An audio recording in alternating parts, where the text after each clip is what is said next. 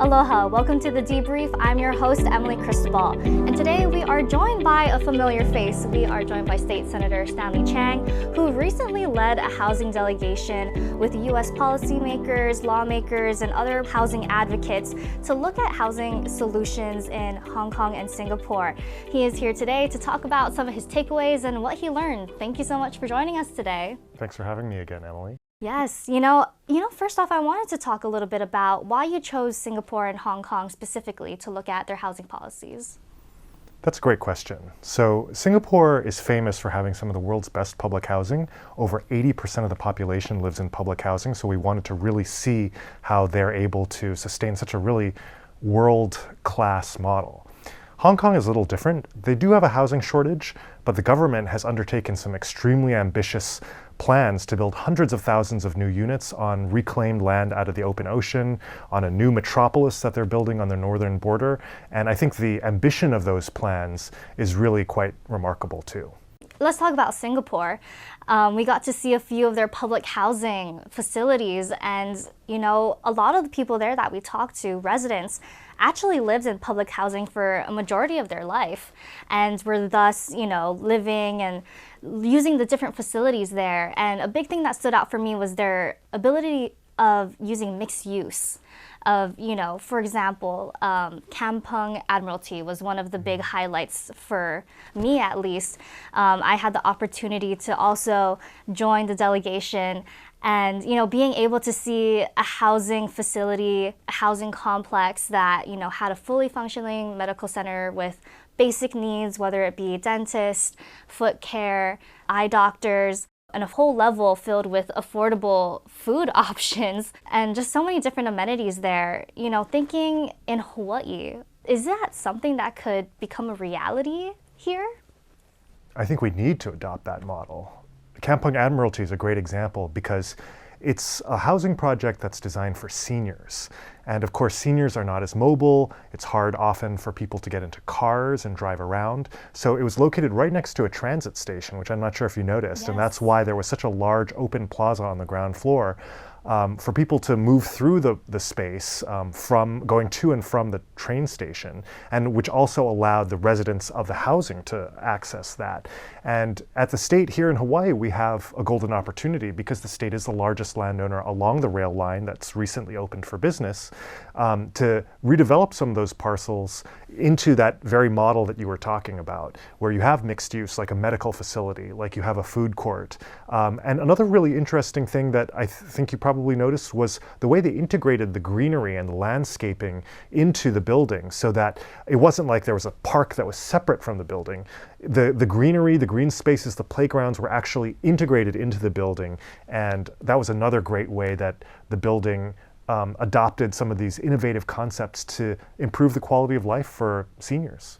Absolutely. And I mean, even for a facility like seniors, I feel like that's a facility that anybody would enjoy to live in at any age, of a working class, let's say if you had to go to the doctor, or if you had to eat food, I feel like even a young millennial or Gen Z could enjoy facilities like that. And I guess my question is, what is the process of getting a project like that accomplished out here? There would have to be many steps taken. Right now, we have a couple of state agencies that are working on pilot plans that are modeled on the Singapore model. Right now, I think the main concern in Hawaii is making the numbers pencil out. And so the secondary questions, like how to integrate the green space or how to make it a multi-generational, not just senior use, those will have to come later. And on that point, one of the things that I was actually really surprised at Kampung Admiralty was that even though it was a senior-focused development, it actually had a preschool integrated into it, because they believed that the interaction between the seniors and the toddlers was very good for both generations. And so, like you were talking about, it's not just for an isolated compound of seniors, it's for all the generations to mingle. And I think that that's going to be really critical as the state agencies move to the next step of trying to figure out how to make these buildings respond to the target populations that we're looking at. Absolutely. And, I actually talked to Representative Hashimoto the other day. I had him on in an interview as well. And we talked about some of the obstacles that sometimes come up with construction in Hawaii. I was wondering if you could kind of discuss some of that. He mentioned, issues with, enough for wastewater facility or the ability to deal with that. And then also like electrical. Is there any other obstacles that sometimes come in the way of, building more dense housing? Well, you named some really big obstacles, and the legislature has been trying to direct more of the resources towards improving the infrastructure like wastewater, like electrical, especially in the urban core. In fact, there are entire neighborhoods in the urban core that have not been able to be redeveloped because of the constraints of these issues, like Mo'ili'ili, for example. And so it will take time, it will take money, but I believe that the biggest single obstacle is just embracing this vision. If the agencies at the state and county levels are able to see that 20, 30, 40 years into the future, that these neighborhoods will be sites for lots and lots of high density, mixed use type housing, then now is the time to start making those investments in infrastructure. And I think that will line up all the ducks, so to speak, so that all of the different hurdles, like the infrastructure, like the permitting, like the zoning, will all be able to be aligned so that we'll be able to build those buildings in the future. Obviously, I'm not too sure of like what the conversations are like to get this process underway, but what are some of what have you heard on your end of trying to get these things passed? Like why can't there be that consensus of, let's get this infrastructure like underway to get this process moving if it's so necessary, seeing, not only on Oahu where there's not enough housing for, like you mentioned, like in a past interview that, for all the seniors graduating from high school, there's not enough housing being built to house them. And then you also look out on Maui, where there's thousands of people displaced from the fires, along with their already ongoing housing crisis. Why is the infrastructure and those laying out not being kind of more streamlined to get that done quickly? I think there are a couple of reasons. I think one reason is that there isn't yet the consensus on where it should go. Every time we propose a site, there tends to be a lot of pushback from that specific community. I think another reason, and this specifically relates to Maui, is that a tragedy of that scale, an entire town basically leveled to the ground, I think a lot of people are not yet, especially the residents of the community, are not yet at the place where they can fully emotionally process what's happened. And moving too fast risks alienating a lot of those folks and leaving them behind. And that's obviously the exact opposite of what we want to happen. And so we have to make sure that the stakeholders, the actual neighborhoods, are part of that conversation. And I think that is happening. I think you've seen that at the state level. And it will take time, especially in those specific neighborhoods. But I think it gives us an opportunity to maybe zoom out a little bit and start to proactively select other neighborhoods that are ripe for redevelopment, where the community does support improvements and changes, and start to focus our energies there so that we're not held up while waiting for certain communities to be ready. Absolutely. And I know you mentioned a few of those communities that are ripe for redevelopment, but can you kind of go into a little bit more of like those specific communities that have been highlighted and what you kind of imagine or envision those places could become? Well, I'll just take one good example because it already exists, and that's the RISE Student Entrepreneur Dorm facility that just opened on University Ave across the street from University of Hawaii at Manoa. It was a true public-private partnership. There were no taxpayer dollars that went into the project at all. The private partner sold a bond, built the building, and turned it over to the University of Hawaii Foundation, which is now collecting rents from the actual dorm residents and using those rents to pay back the bond. So there's no impact to taxpayers whatsoever. It's received a number of large charitable contributions, and going back to what we were talking about earlier, it really does embrace this mixed-use model where the UH Foundation got some really beautiful brand new offices. There's some really fantastic classroom space, some maker space, even booths to do things like recording podcasts and video casts. And to have a whole environment, not just the dorms, but everything that a young entrepreneur would need to start a business at the University of Hawaii. And I think that's a great example of what we can all do if we share that vision. You know, I kind of wanted to talk a little bit more about the interconnectedness between mass transit and like housing and how they kind of work together. I think we really saw that in Hong Kong, for example, being able to, you know, not even step out in like the hot weather and just being underneath an air condition. Obviously, our rail system is above ground, so not exactly the same as in Hawaii, but even going to certain rail stations, I could imagine like, oh, what if there was like a little kiosk store that like sold products in some way? Obviously, that I'm sure that's more on the city and county of Honolulu's end of things, but does the state have any stakehold in saying what these rail stations and what's around these rail stations can look like? Actually, we do.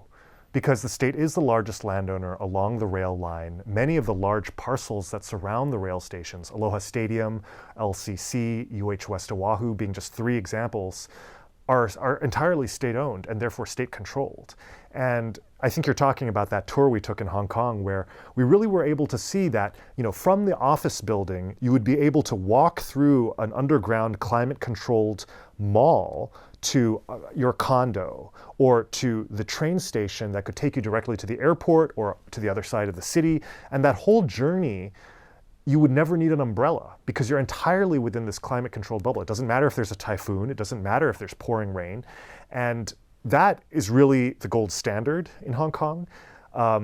But we can start here in Honolulu, and we're starting to see little bits and pieces of it. I think the current rail alignment as we have it now is more of a bare bones skeleton type, but that means that we have the ability to start plugging things into it, like covered walkways that go directly into, you know, the building or the shopping center that the state is able to build. And I think that in Hong Kong, that's called seamless integration. I don't know if that's a technical term, but it really describes just how convenient it is. The biggest takeaway from that, Emily, which you saw, is that not only do you not need a car, actually a car is a waste. People choose not to have cars, even those who can afford it, because it's just so much faster and easier and more efficient to walk and take public transportation. And that is really the future that we should all be aiming towards. And I think that Hong Kong really sets the model for that. And I'm glad you enjoyed that, because I do think that the policymakers here in Hawaii have a lot to learn from that model. Thinking about it too, even talking to, you know, other Hawaii residents who have voiced their concerns or opinions about housing in Hawaii, one of the questions that have come up is how do we make Hawaii or Honolulu or Oahu more walkable? Oftentimes we're stuck sitting in traffic, and I've had the chance to ride the rail as well, and at one point we were on the rail and we saw it was just all red.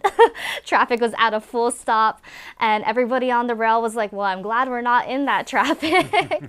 And I think it's kind of like switching that mindset of, you know, how much cars can we actually have on the islands or across the islands, and also, you know, improving congestion, improving people's way of life from being able to get to one place to another, whether that be school, whether that be work, and all these other, you know, grocery store, doctor's appointments.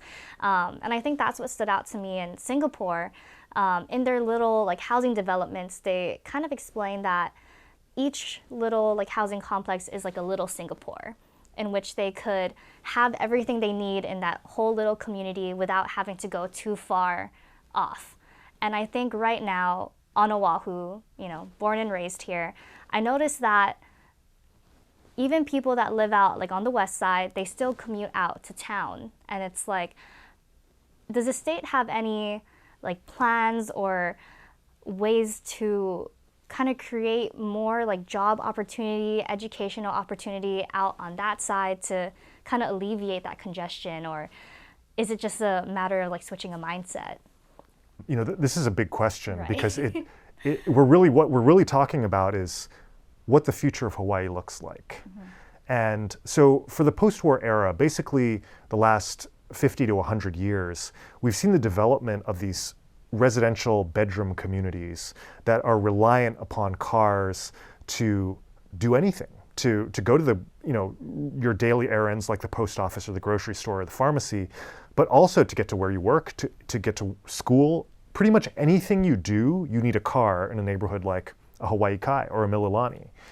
And while it's not that easy to transform those neighborhoods, I think the future neighborhoods of Hawaii, like the ones that will be built at Aloha Stadium, for example, should rely primarily on walking to get everywhere. And we saw that in Singapore, where you're within a short walk of all of those daily life conveniences, whether it's a preschool. I mean, you're within an elevator ride of a preschool or a pharmacy or a medical center or a food court. And if you do need to travel farther distances, you can rely on the rail to take you to downtown or to Waikiki and those major job centers there. And while it will take time and investment to make Hawaii as seamless as a Hong Kong or a Singapore, now that the rail is already here, I think it's getting easier for people to see, oh yeah, I could live right by the station, walk to the station, and then get on the train to get to UH, or to get on the train to go to an office job downtown or a job in Waikiki. And it's not gonna happen overnight, but it is definitely coming. And if it doesn't happen that way, if we continue to rely on these car-centric suburbs, and we continue to focus on these carbon emissions spewing single person in single vehicles, we will have failed, Emily. And all of the efforts that we've gone through will have come to naught. So it's really important that we embrace this model, at least for the future neighborhoods of Hawaii. In this talk, I've explained some of my takeaways, but I was wondering if there's any takeaways that I might have not mentioned that you wanted to talk about from either Singapore and Hong Kong. Well, we hit on some of the big ones, but I think one thing that really stuck out to me this time was this time, for the first time, we really got to spend some time inside real people's public housing units. And I guess maybe in a political science speak sort of way, to summarize it, the incentives between the government and the constituents are really aligned. And so what do I mean by that? We heard in the presentation from the Housing and Development Board that there would be programs like, we will pay for 90% of the renovation cost for your bathroom, and you will pay for 10%, so that all the people in these aging flats get upgraded bathrooms. And you can say, well, cynically, the reason for that is because the political party wants to get reelected. And I'm sure there's an element of truth to that. But what it also does is it also just really improves the quality of life for these individuals. And I'm not sure if you saw the bathroom in question. It was very nice. I think it was only renovated that year. So it was just brand new, and it was an aging building. But it wasn't just the bathroom, because that was a building that we visited that originally was stairs only. So I don't know if you noticed, but that elevator was added on later, even though it was probably like a 10-story building or something. Yeah. And but you could clearly see that the elevator was added, that it was not originally part of the building design. And then what they told us was that the elevator originally just went to the first, 5th, and 10th floors, but eventually, over time, then they made it stop at every floor. And so every floor got one of these elevator landings. And I'm also, speaking of the elevator, I'm not sure if you noticed, there was a really great signboard an LED signboard next to the elevator that talked about some of the community events that were happening. Yes. It was a lantern festival when we were there. So they had a lantern festival, community celebration that they were advertising. They had some stimulus funds that were going to parents of young children. So they were saying, don't forget to register for these funds. There was a senior center on site, so they were talking about some of the programming that the senior center had. And so everyone waiting for the elevator was able to see all of the different programming that the government was providing. And I think the reason for that is because so many people live in the public housing, 80%. The elected representation is very sensitive to ensuring that these residents have the highest quality of life possible. The incentives are aligned. Both the residents and the politicians want to make the public housing as livable as possible. And that means continuous upgrades, a lot of investment into programming. And I was really impressed to see that firsthand, that it's not just a talking point by the government. It really translates into a quite good quality of life for the residents of the public housing there. It's reminding me of some of the conversations that we actually had, or I had, with some of the residents when we were able to go into their homes and they showed us around. You know, one of the biggest things that they told me was just the convenience of it all. For example, we went into like a 1-bedroom apartment with like an elderly couple, and they said that not a too far walk away, or maybe it was even in the same complex, was her daughter lived there. So they could hang out with family, and it was all in one place. And I think that's one of the biggest things. No matter who we talk to, it was always just the convenience of living in these areas and that type of housing. And obviously, Singapore and Hong Kong, things that work there can't just be copy and pasted and brought back to Hawaii. But thinking about, you know, of all the things that we learned, what is something, I guess, in some way tangible that we could, you know, maybe implement here? Well, to start with that elderly, that retired couple, you know, I remember them well because they were just so welcoming and so friendly with us. They had a large home in the suburbs. I think that was a 4-bedroom unit, and they wanted to downsize because they were empty nesters. And then the government was able to give them the smaller 1-bedroom unit, and then they were able to use the surplus when they sold their older unit to fund their retirement as their nest egg. And because the government owned the building, they were also able to provide financial incentives for the daughter to live. Actually, it was just across the same floor. So it was just a few steps away on the same floor that their daughter was there. And so I don't know if you remember this, but they also take care of their grandkids most days because they're just right there. And all of this is possible because the government is the central provider for housing. So they're able to give incentives for people to relocate across the city so that they can be closer to their families.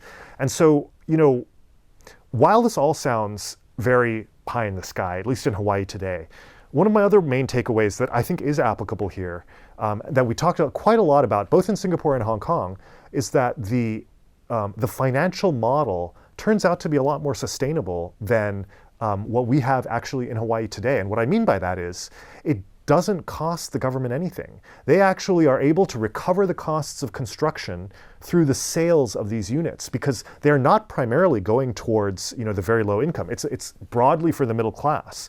So you might have a retired family, a retired couple that, you know, is able to sell their home and they're able to afford to, you know, downsize into this new unit. But you also have young families, working couples, professional couples who are living in the same building. And you also had some rental units that were for low income people. And because the government is able to, is focusing not just on the very poor, but on the broader mix of society, the sales prices that they're charging are actually enough to cover the cost of construction.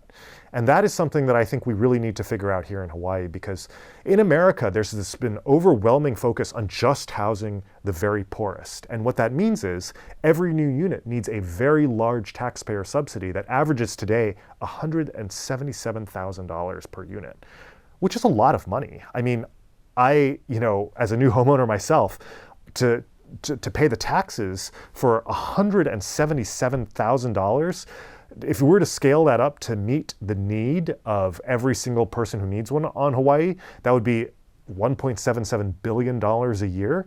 And that is not financially sustainable for the tax base. So I think that if we're able to adopt that Singaporean financial model of basically selling the units at cost, similar to what UH is doing with that new Rise dorm, where the rents being collected are enough to cover the cost of the debt service on the bond that they sold, that would make the public housing scalable so that we can expand it at a faster rate than relying on these taxpayer subsidies, which, as you know, go up and down. Is the economy going to do well next year? If it is, then we might have some extra revenue. But if it's not, then we could be waiting quite a long time to be able to subsidize more units. So I think we really need to be focusing on that unsubsidized, revenue-neutral housing for the middle class. A lot of Singaporeans, or like a huge majority of them, almost all of them, live in public housing.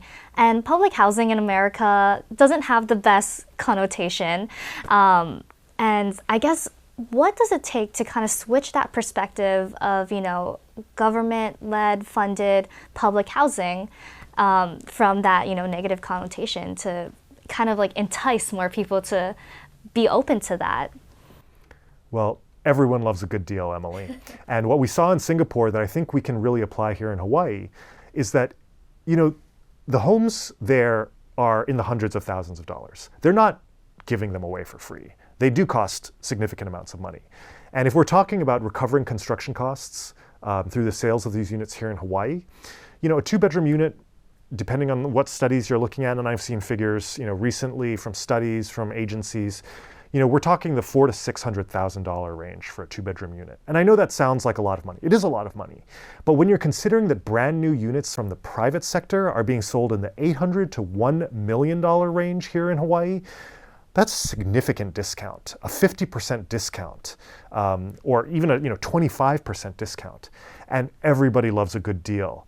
And so if you're offering a brand new two-bedroom condo in a really great part of town that's walkable to the rail, where you don't need a car or you need fewer cars than you would if you're living in the suburbs, I think that's going to be hard for people to resist. And so that's how you really start to combat these underlying stereotypes and discrimination and stigma when it comes to public housing, by allowing it to be sold on an income-blind basis, on a revenue-neutral basis, selling units that might go for $1 million on the open market for $600,000, at a steep discount in the private sector market, but those are still unsubsidized so that the government can keep building. It doesn't need to rely on taxpayer subsidies. Talking about unsubsidized, for our viewers, when they hear that term, can you kind of explain what you mean by that, unsubsidized?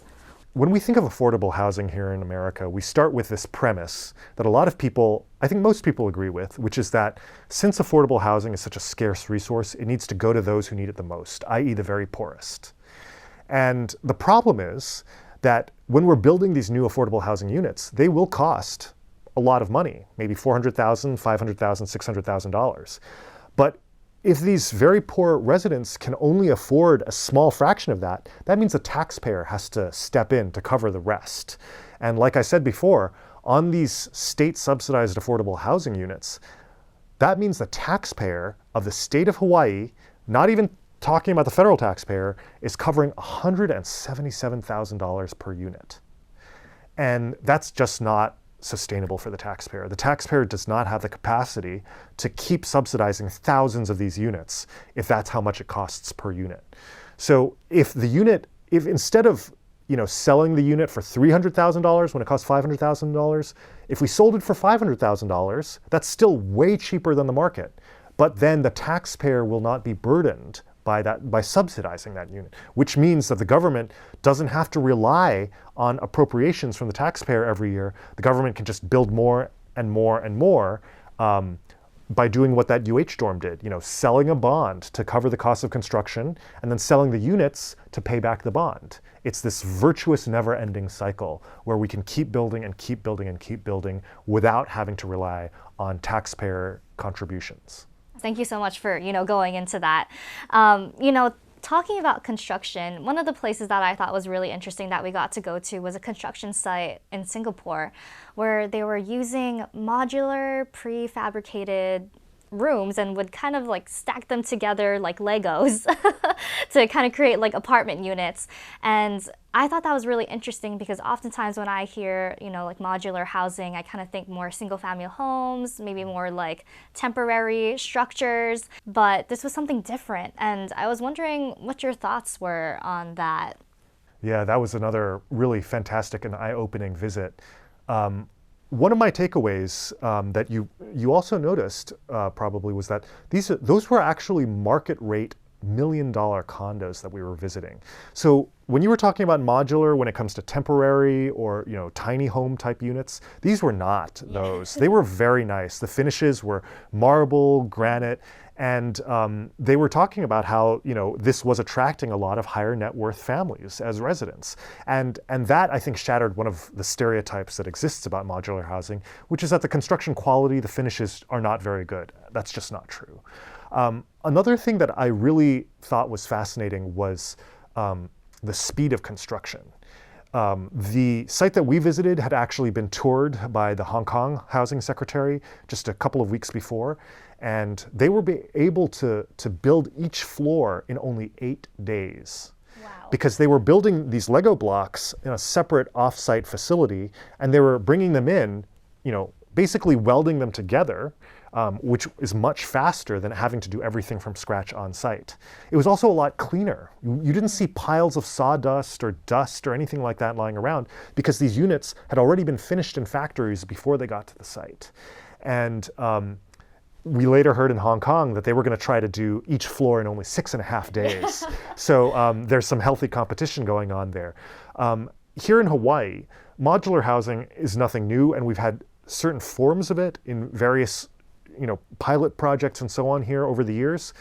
It has not been adopted at a large scale, but I think that now we're seeing a lot more openness to it, especially from the construction unions, because I think the realization is there that the need is so great that our construction workforce would need to grow a lot if we need to expand our housing pipeline by 5 times, which is what I think we need to do. And so we can continue to maximize our existing construction workforce if we're able to do things like build some of those units off-site so that we can build these buildings very rapidly. We were talking earlier about the Lahaina fires. We have an urgent need for new housing. And if we're able to build a new building, each floor only 6.5 days, that is really quite an improvement over the existing traditional methods that we have here. And that's why I think that that's going to be a big trend that we'll be seeing in Hawaii in the future. Yes, absolutely. We're winding down to my final question of this, but, as the chair of the Senate Housing Committee, having learned all this from the delegation to Singapore and Hong Kong, what do you think are your next steps in this upcoming legislative session and, working to, convince your colleagues, convince the communities that, these are possible solutions for the housing of Hawaii's future? So the good news is we've made a lot of progress to date. There are now 2 of these leasehold pilot projects in the works, one from the Hawaii Community Development Authority, or HCDA, the other from Hawaii Public Housing Authority, HPHA.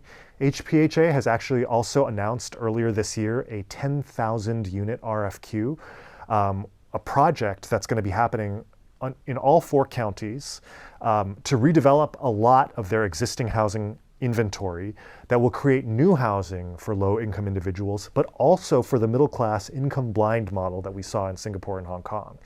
And so there are a lot of irons in the fire now, but I think we need more. Why don't we have a 3rd state agency, the Hawaii Housing Finance and Development Corporation, do another 10,000 units, or each CDA do another 10,000 units? And let's do some healthy competition and see which of these agencies can come up with the 10,000 units the fastest by employing, these new technologies and other ways of, streamlining the process. I also think that making these agencies more responsive to the community, more accountable to the public and the voters will help that.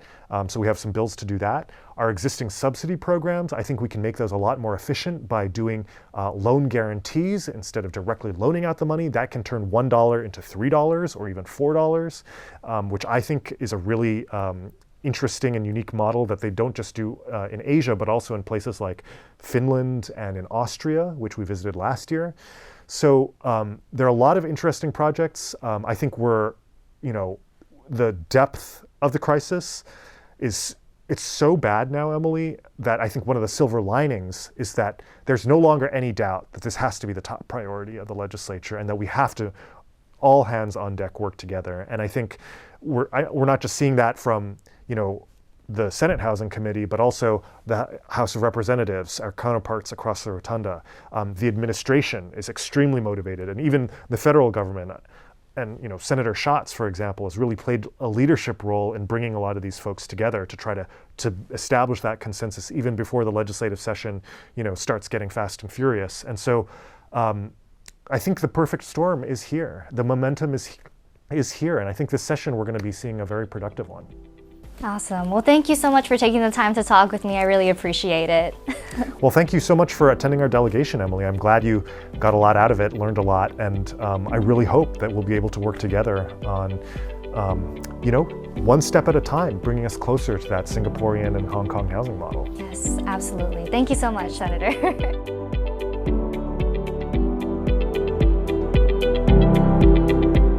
You can watch and listen to more of the Debrief at hawaiinewsnow.com or wherever you get your podcasts. This is your host, Emily Cristobal, and mahalo for listening.